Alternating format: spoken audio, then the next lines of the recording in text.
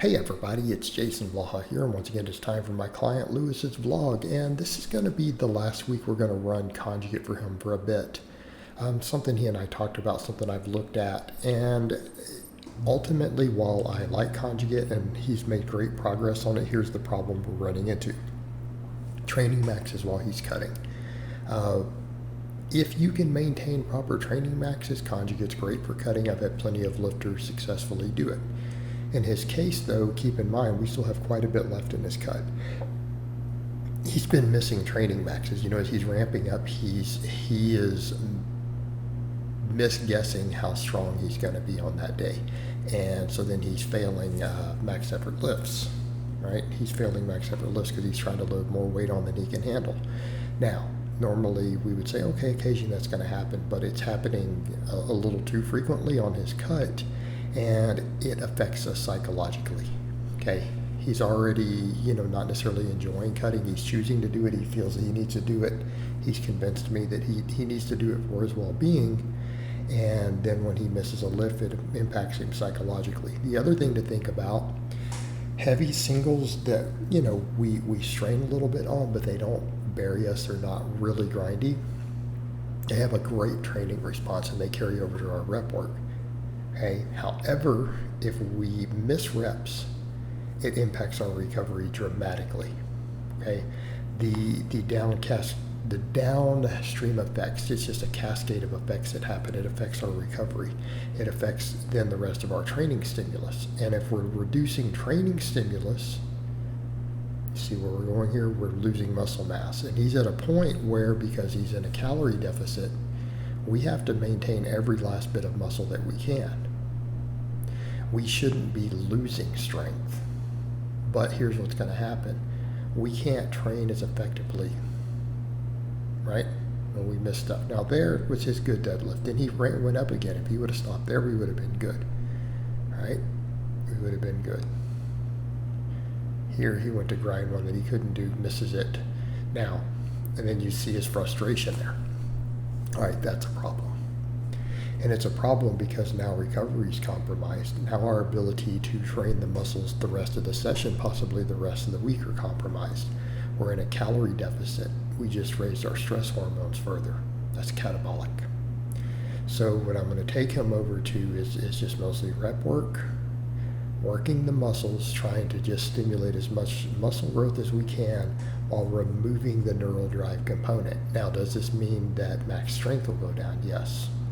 But in this case, he is unable to follow through with what we need to run conjugate and still keep that neural drive up. And right now, it's going to cost him muscle mass.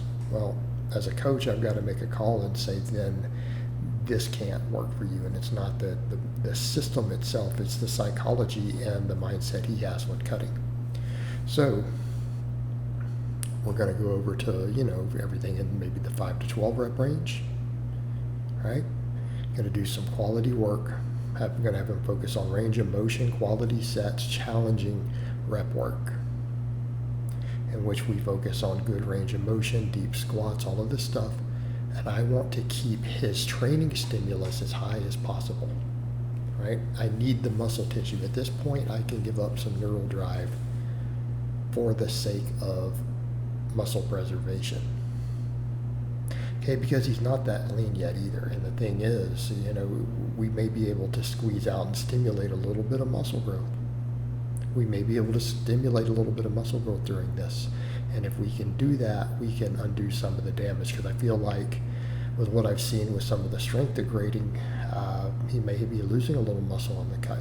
Part of it is he did cut really fast early on, but we still have a long way to go to where he's comfortable. Not a super long way, but we're still going to be cutting a little longer. So I've got to keep him focused now on body composition. And I've got to stimulate as much muscle growth as we can recover from. And so it's a call I had to make. I'm going to take him over to just a lot of basic lifts. We're going to focus on, flat bench, incline, rowing, squats, deadlifts, a little bit of accessory work, right? Just for some of his weak points, arms and things like that. But it's the direction we have to go if he wants to continue this cut. And, this is the thing that we coach always has to look at. This is why, cookie cutter programs can be good for a lot of people. We can put out stuff, but at the end of the day, when we're looking at specific things going on with lifters, again, as coaches, we've got to make judgment calls with where that lifter is physically, psychologically, and with their current goals. Okay, we've got to look at those things. Okay. Also keep in mind he does a little bit of running and jogging. Now we didn't add that during the cut, and that's a good thing. I had told him if he wanted to run, he needed to start doing it, before the cut, and he did. He did it while bulking. So that, at least that's fortunate. He's able to continue to run and work on his other fitness while we do this.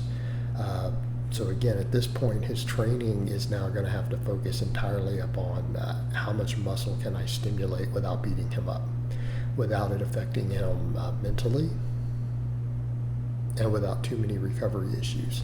And that's the only problem we do run into with training maxes. Training maxes and heavy singles are great until you start missing reps.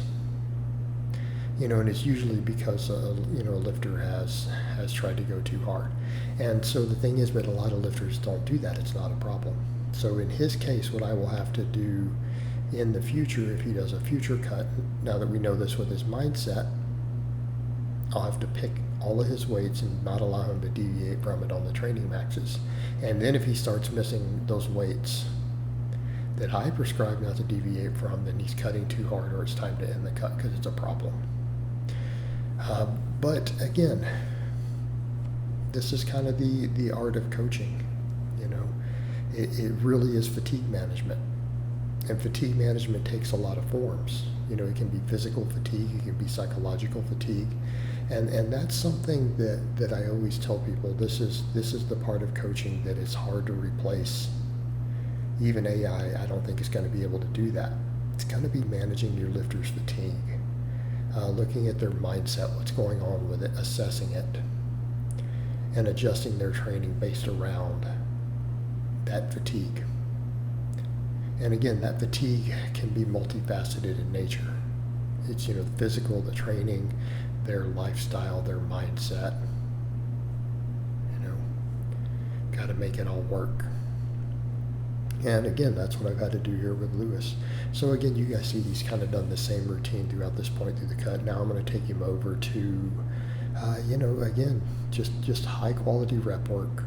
We're going to focus on quality reps, maintaining his strength on them. But again, we're going to discuss that a little bit. I want to keep him focused on rep quality rather than just moving as much weight as quickly as possible. All right, guys, but that's really all I have to say on that today. I hope it's been informative, and I'll talk to you guys next time.